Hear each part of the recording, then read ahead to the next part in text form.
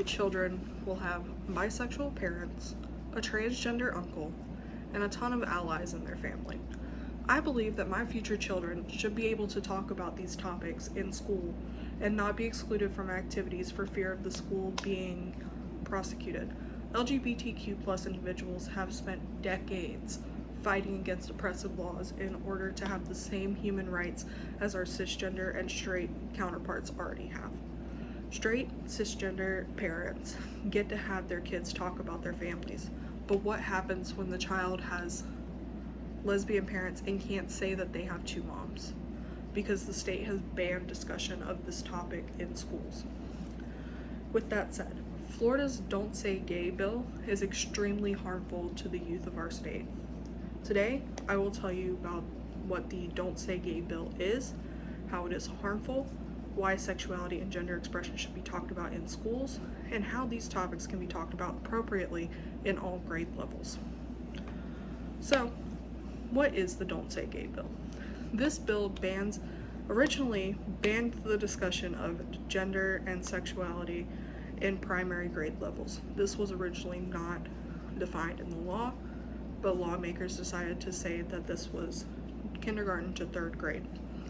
So basically this meant that teachers cannot say Sally has two moms or Johnny has two dads in any discussions, which was stated in the time.com article that I have attached to my works cited.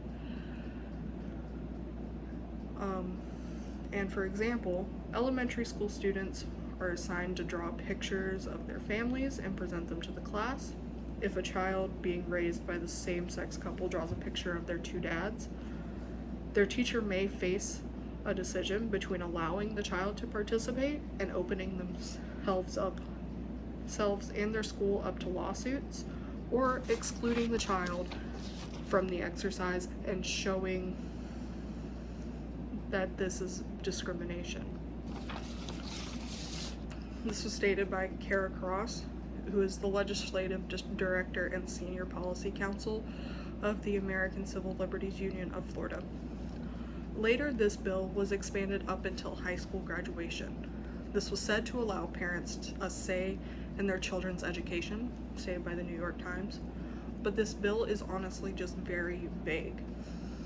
It was originally a way to ensure that very young children wouldn't be exposed to supposedly age-inappropriate topics, but has now been expanded to all ages. So, in schools, the Don't Say Gay law itself requires schools to create a compliant procedure through which parents may raise concerns about compliance with the law. If those concerns are not resolved internally within the school, a parent may either trigger an investigation by the Florida Department of Education at the school's expense, or sue in court to obtain an injunction, damages, and/or attorney fees.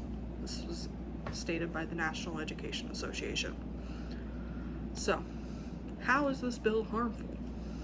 In many ways, but it produces more exclusion of our LGBTQ plus youth who are already excluded. Teachers have to make decisions on whether they can allow a student to participate in normal discussions because they have a different view and because of their own identity and their family's identities. And it only adds to the existing stigma and discrimination that LGBTQ plus youth are already exposed to.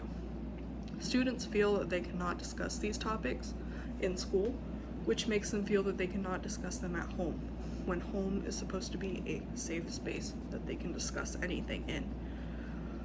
LGBTQ plus youth already have reported higher levels of substance use, suicidality, and sexually risky behaviors. This is 20% higher in unsupported environments, which this bill creates in our schools. LGBTQ plus youth are already at a higher than average risk of suicide and self-harm, which was shown in a survey that 42% of LGBTQ plus young people seriously considered suicide in 2021. And if this bill continues, I believe that will be even higher, which this was stated by Meredith Johnson in a Georgetown Law journal. Individual educators are being held responsible for these bills, for these instances. This risks jobs for educators, because it's possible that a violation of the Don't Say Gay law could expose educators to meritless proceedings to suspend or revoke their teaching certificates. We're already low supply of teachers in the country. This bill does nothing to help and support our youth. It's meant to stigmatize LGBTQ youth and family members and make teachers fearful of providing a welcoming and inclusive classroom, which was stated by the Time.com article. Why we should be able to use sexuality and gender expressions in schools. Federal civil rights laws prohibit Florida's Don't Say Gay law from being enforced by school districts in a way that results in discrimination or harassment of staff or students based on sexual orientation or gender identity. So basically, how can this law be enforced without discrimination? This also causes this topic to be considered taboo.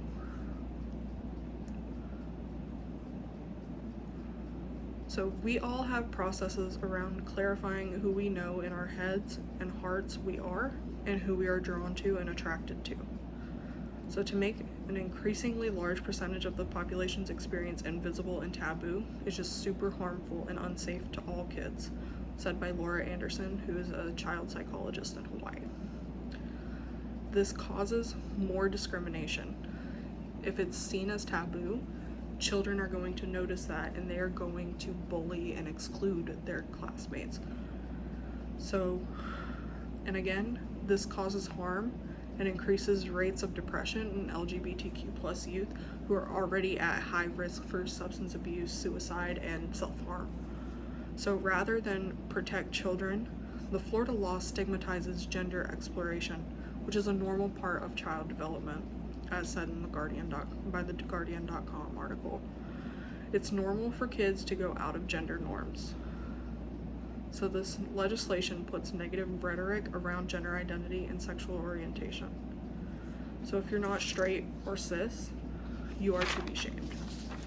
So to prevent that shame, child psychologists say that it's important for children to see themselves and their families in stories. So again, this needs to be shown in schools to allow them to accept who they are, who their families are. So lastly, how gender and sexuality can be talked about appropriately in all grades. For elementary school students, this can mean using very simple language, like families can look diverse, some families only have one parent, some families have a grandparent and a mom, some families have two moms, some have a mom and a dad. This is very simple language and is by no means sexualizing our children and is not age inappropriate to our kids. It's easy, and it is easy for them to understand. So in middle school, we can use gender neutral terms because this is when students are defining who they are and,